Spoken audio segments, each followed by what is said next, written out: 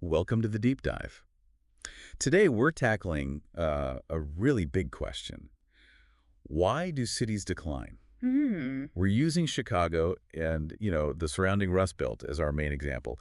And you, our listener, sent in some really fascinating material. Yeah, especially this one economic report, the Gloom, Boom, and Doom report. Right. That's the one we're really digging into. And it's not your usual dry economic stuff. The author starts off thinking about old westerns, Yeah, like like the clash between the open range ranchers and the farmers settling the land. And then he connects that somehow to the rise and fall of Chicago's meatpacking industry. okay, that's definitely a fresh angle. Yeah. From cowboys to stockyards. Exactly. It really makes you look at urban change differently.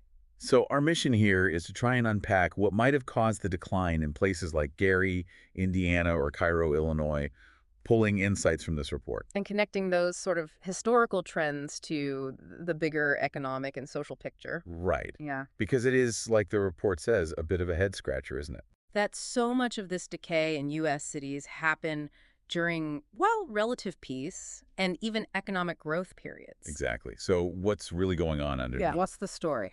Okay, let's dive back to when Chicago basically became this industrial monster. Hog Butcher of the World. That's the nickname the report uses. Quite a title. So how did it earn that? How did it become the center of American meatpacking? Well, the report really zeroes in on one guy, Philip Armour, a real entrepreneur. Okay. Made his first money in the California gold rush, apparently, then got into wholesale groceries back in Milwaukee. Right, and that's where he partnered with John Plankinton, who was already in meatpacking. Exactly. And that partnership just took off during the Civil War. Huge government contracts. To supply pork to the Union Army, the report mentioned that. Yeah, they built a whole new plant just for it. And Armour was smart. He apparently sold pork forward at high prices right before the war ended. Meaning he locked in profits because he figured prices would drop. Pretty much. Clever move. That really put Plankinton Armour and Company on the map. But the key thing was Armour moving to Chicago in 1867. And starting Armour and Company with his brothers. They focused just on pork initially, but grew incredibly fast. Became the biggest food processing and chemical manufacturing company in the world. Wow. The scale is just hard to grasp. And the report talks about his innovations, right? Like canned meat, the assembly line. He was definitely an innovator. And getting the product out there, he followed Gustavus Swift's lead and pushed hard on refrigerated rail cars with his Armour refrigerator line. That must have been revolutionary. Suddenly fresh meat anywhere. Completely changed the game. He built this massive private fleet of those cars. And then there's that famous line about using everything but the squeal. Right, turning all the byproducts into other stuff. Soap, glue, fertilizer, pharmaceuticals, incredible efficiency. Drove costs way down. And a huge piece of making all this work was the Union Stockyards, established in 1864. Oh, absolutely crucial. Before that, it was all scattered. Inefficient. Very. The stockyards consolidated everything. 11 railroads got together, bought a huge chunk of land south of the city. And connected it right to the main rail lines. Created this massive central hub. At its peak, it could handle hundreds of thousands of animals. Hotels, saloons, businesses all sprung up around it. And the numbers processing jumped from 2 million animals a year to 9 million by the late 1800s. Just enormous, the absolute center of the industry. The report also mentions the smell. Yeah, it says the yards and its surroundings smelled like hell. Gives you a pretty vivid picture, doesn't it? It does. And all this industry, of course, needed people, lots of people. The report talks about immigration. A huge factor. Massive waves of Irish, German, Polish immigrants coming in, especially late 19th century. And Chicago's population just exploded. And it wasn't just meatpacking, right? Rebuilding after the Great Fire, the steel industry. All demanding labor. By 1900, something like 77% of the city's population was either foreign-born or had at least one foreign-born parent. Incredible statistic. And you had the infrastructure growing alongside the population, the Illinois and Michigan Canal, even before the railroads. Right, opened in 48. Connected the Great Lakes to the Mississippi, made Chicago a hub early on. But then the railroads really locked it in. The report have those great old maps showing Chicago as the focal point. Its location was just perfect for the expanding network. And there's an interesting argument in the report. About the Civil War. Yeah, that maybe it was less about slavery, fundamentally, and more about who north or south would control the economic potential of the West. In Chicago, as the rail hub, was central to the North's control. That's the idea presented. Historically, railroads trying to bypass Chicago often didn't fare too well. It just was the center. So you have this incredible engine meatpacking, then steel growing alongside it. The report mentions Illinois Steel, U.S. Steel. Huge employers.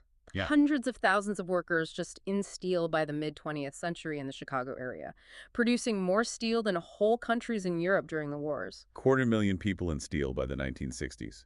Around that, yeah. And places like Gary, Indiana, basically built entirely around those massive steel mills. God, okay. This boom time, this industrial power, it clearly had a downside. The report shifts gears then to talk about labor conflicts. Yeah, that rapid growth came with terrible working conditions, long hours, low pay, dangerous work. So unions started forming, people fighting for basics, like the 8-hour day. Makes sense.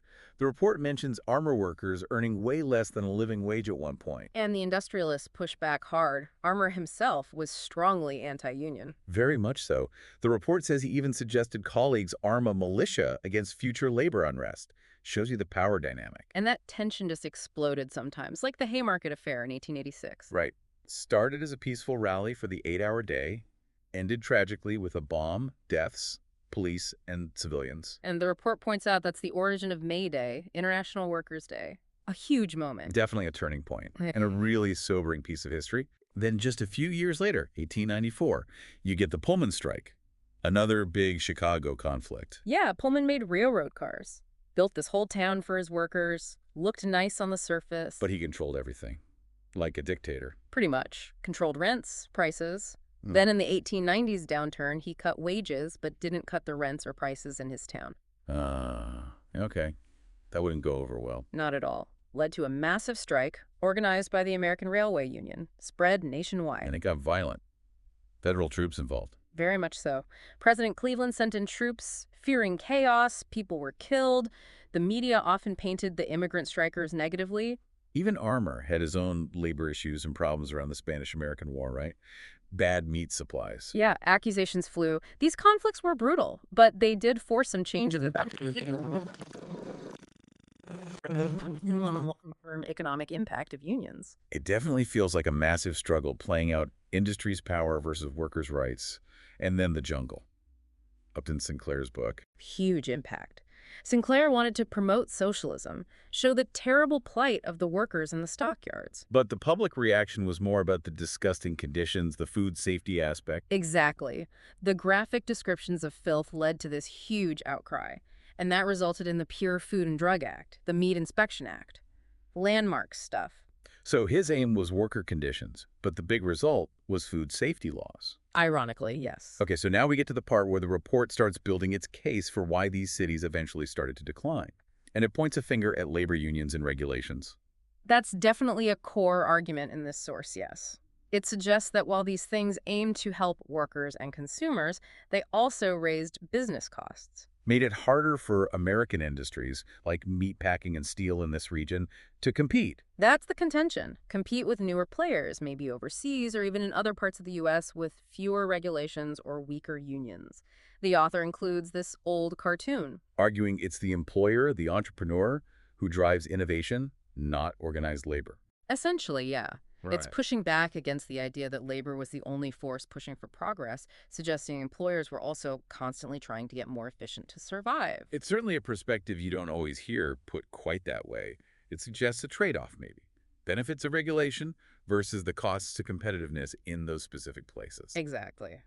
The report frames it as factors like strong unions and, in its view, excessive regulation hurting the competitiveness of steel, autos, the backbone industries of the Rust Belt. So loss of that industrial base is seen as a primary driver of decline, like new safety rules in meatpacking, good for health, but maybe made Chicago meat more expensive than meat processed elsewhere. That's the kind of dynamic the report implies contributed to the shift away from these older industrial centers. And it doesn't stop at labor issues. The report brings demographic shifts into the picture too, specifically the Great Migration.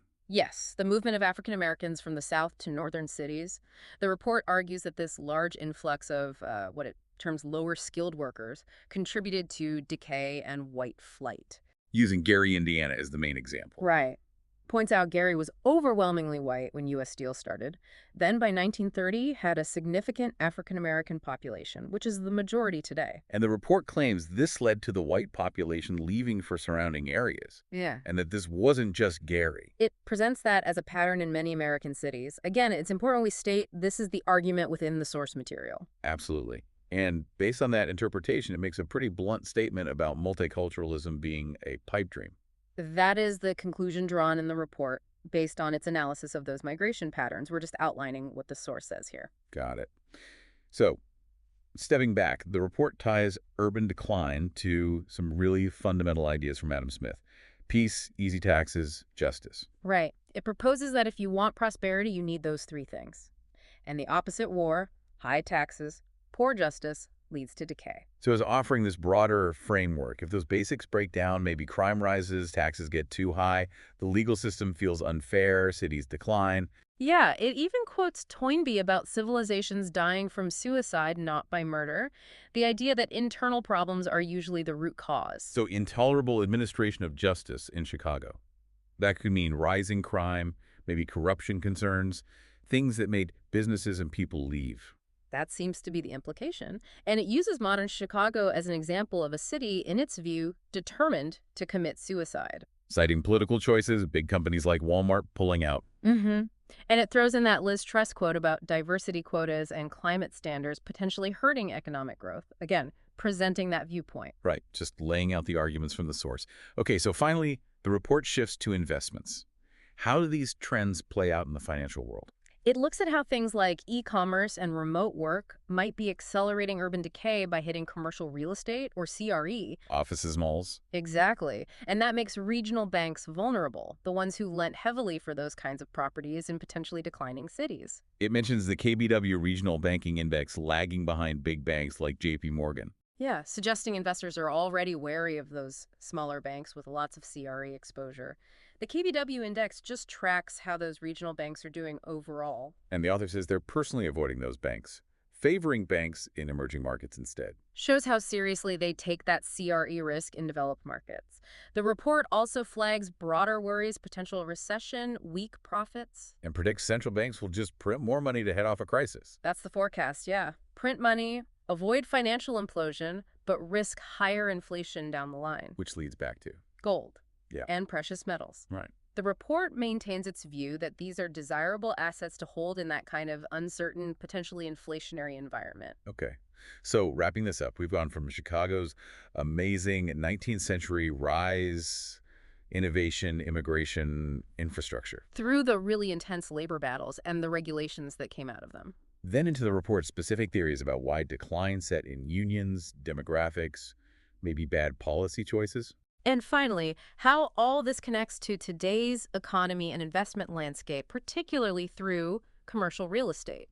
It all comes back to that big question the report poses.